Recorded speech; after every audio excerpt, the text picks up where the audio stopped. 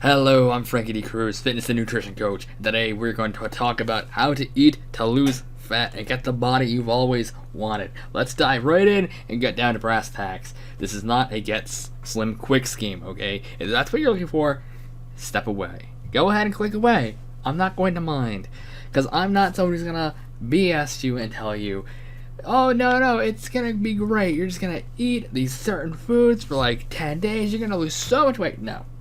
This is the complete opposite of that, alright? Now, it's very true, to lose fat, you need to eat better. That is an undisputable fact.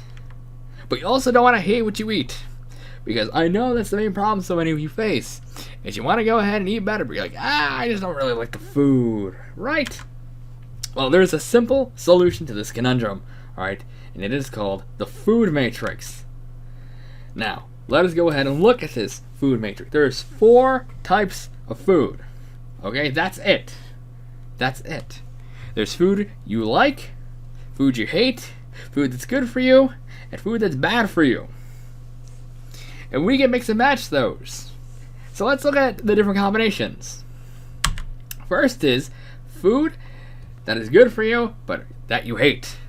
This is the sort of food you usually tend to go ahead and eat when you're on a diet. Okay? And guess what? That's a big no-no, because you can't go ahead and eat that consistently.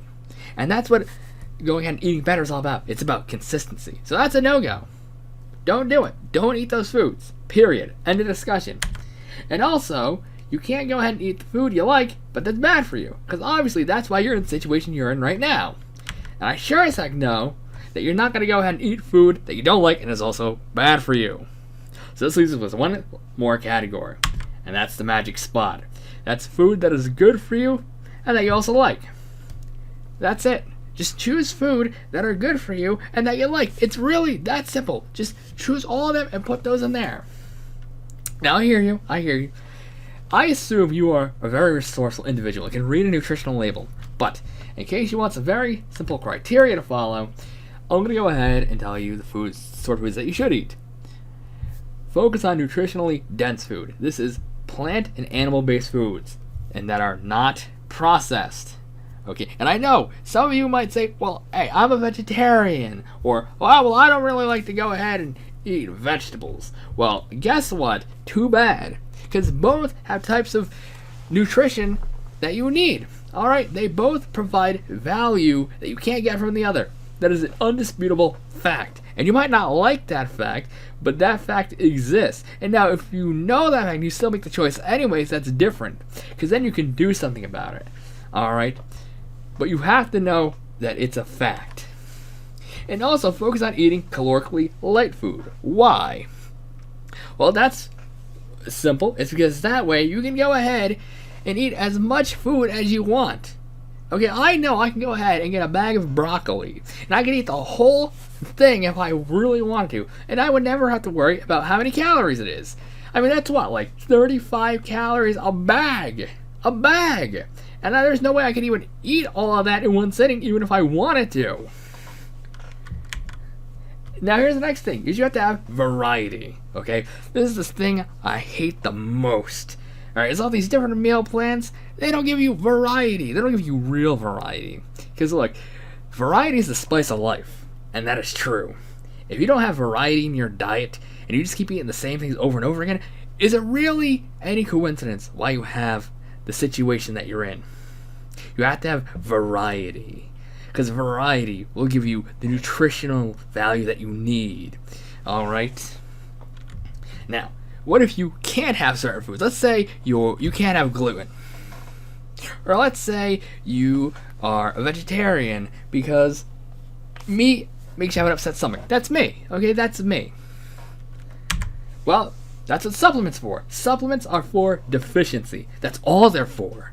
That's all they're for. Because guess what? If you're not going ahead and getting appreciable amounts of a certain micronutrient from the food you're eating, maybe you need to change what you're eating, okay? But if you can't have that certain type of food, and you can't have that certain type of nutrition that you would get from it, that's what a supplement is there for. That's 100% what it's there for. And that's the only reason to have it. Now, let's talk about why do you keep failing? Because you might have done something like this already. So why do you keep failing? You keep failing because you keep doing the same thing over and over and over again, expecting different results. Okay?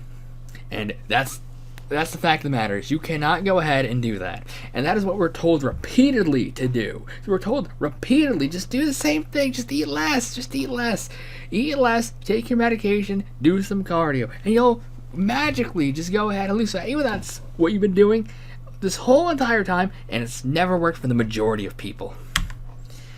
Okay? So here's what you need. You don't need a diet, you need a plan. You need a plan. And a plan differs from a diet because a plan is there with you for the long haul. A plan will actually get you to where you want to be. Now, your nutrition must be periodized. Okay? Just like our training needs to be periodized, so too does your nutrition. Because if it isn't, it's not going to get you to where you want to be. Why is it that you think when you're doing some training, all right, and you hit that wall, you hit a plateau? It's not really a plateau. You didn't periodize your training.